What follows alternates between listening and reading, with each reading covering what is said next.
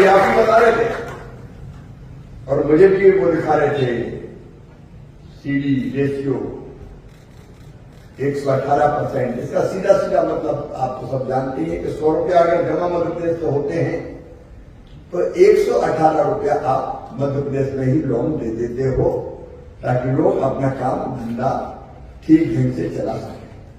मैं इसके लिए आपको हृदय से धन्यवाद देता हूं, बहुत बधाई है। मेरा एक और कंट्री हेड भी है। एक बार ये जरूर हम देख लें कि जब मैं सीडी रेशियो देखता हूं ओवरऑल मध्य प्रदेश का, तो हमारे ट्राइबल जिले या दूरस्थ जिले पीछे रह जाते हैं और परंपरागत रूप से जो विकसित जिले हैं इंदौर भोपाल वो आगे हो जाते हैं। आप इतना बड़ा काम कर रहे हैं तो ये भी एक बात कि सीडी रेशियो में उनका भी हिस्सेदारी ठीक हो जाए जो पिछड़े क्षेत्रों में है, क्योंकि जरूरत वहां भी है। अब मैंने बात कही महिला सेल्फ हेल्प ग्रुप की, एक बड़ी ताकत बनकर खड़ा हो। आप जानते हैं कि जो हमारे महिला सेल्फ हेल्प ग्रुप है आजीविका मिशन के अंतर्गत जो काम कर रहे हैं, अधिकांश नियमित पैसा वापस लौटाते हैं। और अब तो आपकी जानकारी में 2% ब्याज केवल उनसे लेते हैं, बाकी हम भरवाने का काम करते हैं। तो ब्याज भी उनपे ज्यादा नहीं है, क्योंकि ज्यादा ब्याज अगर आपने लाभ दिया तो फिर वो तकलीफ होगी प्रॉफिट कमाना और ब्याज चुकाना और मूल चुकाना। तो मध्य प्रदेश में सेल्फ हेल्प ग्रुप की हमने कैबिनेट में तय किया है कि सेल्फ हेल्प ग्रुप केवल 2% ब्याज भरेंगे, बाकी जो बीच का अंतर है वो प्रदेश सरकार के खजाने से हम जमा करेंगे।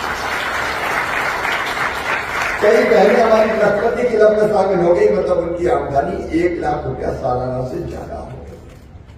मेरा सपना है कि अपने घर का कामकाज करते हुए एक गरीब बहन भी मेरी जो सेल्फ हेल्प ग्रुप से जुड़ी है वो कम से कम 10,000 रुपया महीना आमदनी उसकी होनी चाहिए, आय उसकी होनी चाहिए। और इसी तरह हम तेजी से आगे बढ़ रहे हैं, लेकिन ये तब होगा जब महिला सेल्फ हेल्प ग्रुप को आप और ज्यादा लोन देंगे। मुझे बताती हुई खुशी है कि आपने इस साल लगभग 312 करोड़ रुपए फंडिंग की है। पिछले साल के मुकाबले ये निश्चित तौर पर ज्यादा है और 400 करोड़ आप क्रॉस करने वाले हैं। एसआईबीसी की बैठक में हमने तय किया 3,000 करोड़ रुपया कम से कम हम सेल्फ हेल्प ग्रुप को लोन देंगे। और वो लोन देने का काम तो बैंक ही करते हैं। एचडीएफसी ने अपने टारगेट बहुत अच्छे रखे हैं, आप उसको क्रॉस कीजिए। कोई बड़ा आदमी चूक सकता है ऋण चुकाने में, लेकिन ये बहनें नहीं चूकेंगी, ये मेरा पूरा विश्वास है। देखिए महिला सशक्तिकरण का एक दौर चल रहा है। अब आपने बताया कि 2 ब्रांचेज में 100% कर्मचारी महिला है। इस देश में बहुत दिनों तक बहनों के साथ प्रारंभिक काल से नहीं है, हम तो बहुत मानते थे बहनों को, यत्र नार्यस्तु पूज्यन्ते रमन्ते तत्र देवता, लेकिन बीच का काल कुछ ऐसा आ गया जिसमें बहनों के साथ न्याय नहीं हुआ। अभी एक योजना और मैंने बना दी, लाडली बहना योजना, और उस योजना में जो गरीब बहनें हैं उनको 1,000 रुपया महीना उनके खाते में हम डालेंगे।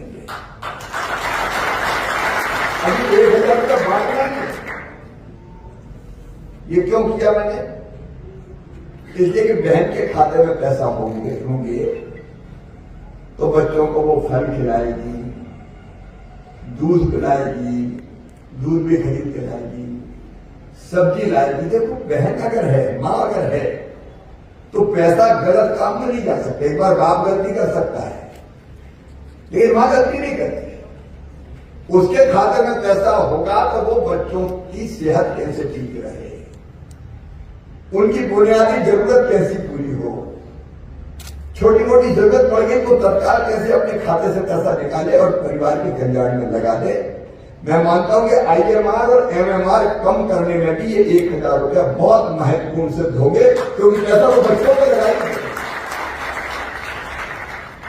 और इसका हमने तय किया परिवार सशक्त करना है, स्वस्थ परिवार, सशक्त परिवार। अगर सशक्त महिला तो सशक्त परिवार, सशक्त महिला तो सशक्त प्रदेश बनेगा। और इसके हमने लिया अब ये पैसा सीधे बैंकों में जाएगा। 12,000 करोड़ रुपया है, 60,000 करोड़ रुपया 5 साल में।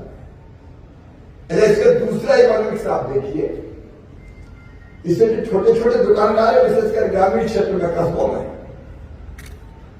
ये जाएगी क्या करेगी, 100 रुपया निकालेगी और सब्जी खरीदने जाएगी। तो सब्जी खरीदेगी फुटपाथ वाले से, हाट ठेला वाले से, छोटी किराने की दुकान से सामान खरीदेगी। और एक गांव में अगर 500 महिलाओं को मिलाइए, अगर 1500 की पॉपुलेशन है, तो आप लगा लीजिए कि इन छोटे छोटे दुकानदारों का व्यवसाय कितना बढ़ेगा। आप इनको कह रहे हैं स्ट्रीट वेंडर, और मैं आपसे आग्रह करता रहता हूं कि इनको भी 10,000 रुपया बिना ब्याज के PM street vendor, CM street vendor योजना के अंतर्गत बढ़ाओ, इसमें कम है। मैं इसलिए कहता हूं कि इनकी दुकानें चलेगी, इनकी आमदनी बढ़ेगी, ये आपका पैसा लौटाएंगे, तो धीरे धीरे ग्रामीण अर्थव्यवस्था मजबूत हो। छोटे दुकानदार को अगर उसकी बिक्री अगर 1,000-1,500 रुपया रोज भी बढ़ गई तो उसके लिए तो बहुत बड़ी बात हो जाएगी। तो महिला सशक्तिकरण के लिए अनेकों कदम उठाने का हम लोग काम कर रहे हैं, और उसमें एचडीएफसी बैंक का हमको पूरा सहयोग मिलेगा। इसके लिए मैं बैंक को बहुत बहुत धन्यवाद देता हूं। देखिए, सार्वजनिक और निजी क्षेत्र दोनों मिलकर अपने देश को बढ़ाएं, प्रदेश को बढ़ाएं। हम सब जानते हैं प्रधानमंत्री श्रीमान नरेंद्र मोदी जी के नेतृत्व में हमारा देश तेजी से आगे बढ़ रहा है, और अर्थव्यवस्था की दृष्टि से भी देखें तो हमारी अर्थव्यवस्था 5वीं सबसे बड़ी अर्थव्यवस्था आज हो गई है, और 2030 तक हम तीसरी सबसे बड़ी अर्थव्यवस्था बन जाएंगे। और मध्य प्रदेश में पिछड़ा नहीं है। करंट प्राइवेट पे ग्रोथ रेट मध्य प्रदेश की 19.76% है। हमारी जीएसडी 12 लाख करोड़ विकास करेंगे। देश की जीएसडीपी में हमारा योगदान था पहले 3.6%, अब हो गया 4.6%। पर कैपिटा इनकम लगातार बढ़, हमारी पर कैपिटा इनकम कभी होती थी 13,000 रुपया, बढ़ हो गई 1,37,000 रुपया। 20 ब्रांचेज में और मुंबई में भी उपस्थित बैंक के सभी हमारे अधिकारी कर्मचारीगण, उपस्थित बहनों और भाइयों, मैं एचडीएफसी बैंक को हृदय से बधाई देता हूं, और मुख्यमंत्री के नाते धन्यवाद भी देता हूं कि आज एक साथ 20 ब्रांचेज मध्य प्रदेश के अलग अलग स्थानों पर खुल रही है, जिनमें बुधनी भी शामिल है, जो मेरी अपनी बात है। हम सब जानते हैं किसी भी अर्थव्यवस्था की बैंक जीवन रेखा होते हैं। बिना बैंकिंग के आज इंसान की जिंदगी की आप कल्पना नहीं कर सकते। वो जमाने चले गए जब लोग घर में पैसा रखते थे, गाड़ के रखते थे, मटकों में रख देते थे। अब वो युग चला गया। अब प्रधानमंत्री जी ने कमाल किया, हर एक ही खाता खुलवा दिया। आज गरीब से गरीब भाई और बहन का भी बैंक में खाता है, और सारे पैसे भी चाहे केंद्र सरकार की योजना हो चाहे राज्य सरकार की योजना हो, आप सब जानते हैं डीबीटी के माध्यम से सीधे बैंक खाते में ही जाते हैं। और ये भी इसलिए कि बीच में कोई गड़बड़ नहीं कर पाए।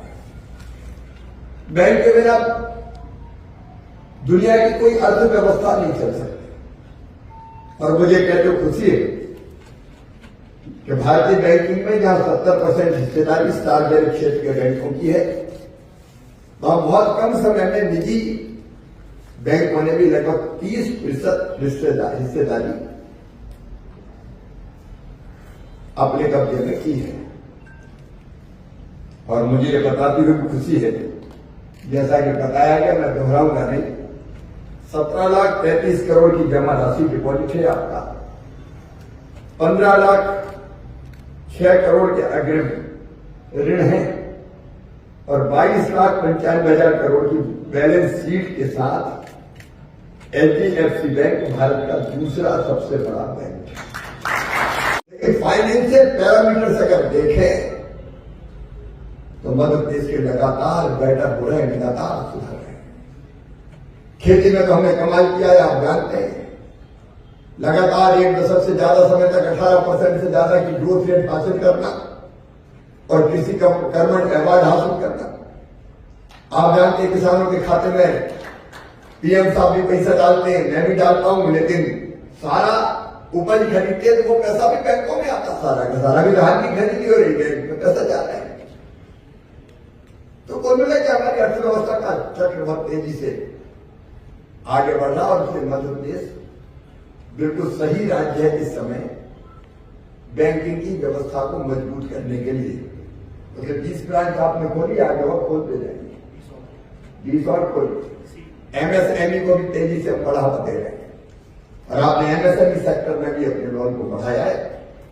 मैं एक बार फिर एक साथ 20 ब्रांचेज खोलने के लिए और जो हमारे टारगेट से उनको अचीव करने के लिए आप जो प्रयत्न कर रहे हैं उसके लिए धन्यवाद देता हूं। मिलकर हम लोग साथ चलेंगे अपने देश की बेहतरी के लिए, अपने प्रदेश की बेहतरी के लिए, जनता के कल्याण के लिए। और रघु जी, आपके कारण में इस कार्यक्रम में आ सका नहीं तो ये बात सही है कि कोई कहे कि एक दो ब्रांच का उद्घाटन कर दो, तो प्रायोरिटीज अलग होती है मुख्यमंत्री की। वो भी कहता है कि टाइम का उपयोग कहाँ कितने मिनट का कहाँ करना चाहिए और वो करने चाहिए टाइम मैनेजमेंट तो आप सबके लिए भी महत्वपूर्ण है, मेरे लिए भी महत्वपूर्ण है। लेकिन रघु जी का स्नेह ऐसा था, उनका वो आपसे करवाना चाहते हैं तो तुमने पुकारा और हम चले आए। ऐसे लोगों के साथ काम करते रहेंगे। बहुत बहुत धन्यवाद, नमस्कार।